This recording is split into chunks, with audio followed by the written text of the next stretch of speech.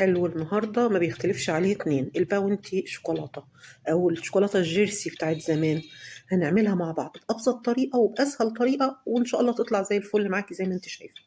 أول حاجة عندي هنا كوبايتين من اللبن الحليب، حطيتهم على النار، حطيت عليهم 3/4 كوباية من السكر، ورشة صغيرة جدا زي ما احنا شايفين من بيكربوناتو اللي هي بتاعت الطعمية.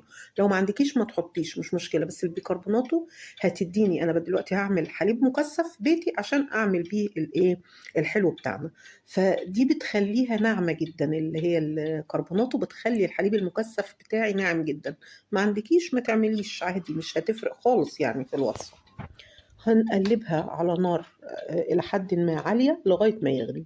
بعد اللبن بتاعي ما يغلي هوطي النار جدا عليه، واستمر في التقليب كل دقيقتين 3 كده، اديله تقليبة يعني ما تسيبوش وتمشي. توطيتي النار عليه، تفضلي رايحة جاية كده ايه، تقليبة تقليبة عشان ما يتلسعش من تحت. زي ما احنا شايفين بعد نص ساعة او نص وخمسة تقريبا بقى قوامه كده، وخلاص الحليب المكثف بتاعي عملته في البيت بأبسط بيت بنص كيلو حليب، يعني تقريبا ب15 جنيه.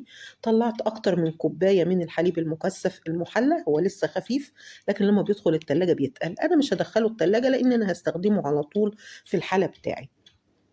بعد كده عندي هنا 3 كوبايات من جوز الهند الناعم، هبتدي أحط عليه الحليب المكثف. مش هحطه كله، أنا هحطه وأقلب لغاية إيه ما ياخد كفايته. اقلب مع الحليب. لو وصلتي بقى معايا لغايه كده وعجبك الفيديو اعملي له لايك، ولو عايزه تحفظيه عندك على صفحتك اعملي له شير. قلبته لغايه ما ايه ما قوامه تماسك، وبعد كده جبت قالب سيليكون زي ما احنا شايفين. لو ما عندكيش قالب سيليكون ممكن تعمليه قوريه كده بايديكي، ممكن تعمليه بايديكي كده زي مربعات او مستطيلات، مش شرط خالص السيليكون. انا عندي قالب سيليكون دهنته كويس بالشوكولاته، اعطيته وشين، يعني اول وش ودخلته التلاجة وبعدين اعطيته وش تاني عشان يبقى متماسك. بعد كده بمسك خليط الجوز الهند والحليب المكثف، اضغطه، بس ضروري انك تضغطيه كويس جوه القالب ما يبقاش فيه فراغات. وهملأ القالب بتاعي كله بالجوز الهند، وبعد كده اجيب تاني طبقة من الشوكولاتة اقفل بيها القاعدة بتاعة الباونتي.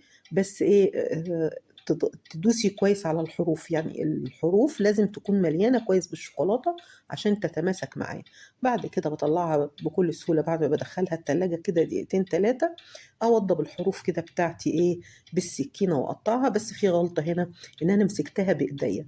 الشوكولاتة للأسف بتعمل بصمة كده، بتبصم لما بتمسكيها بالايد. المفروض ان انا كنت لبست جلافز قبل ما اعمل الموضوع دوت.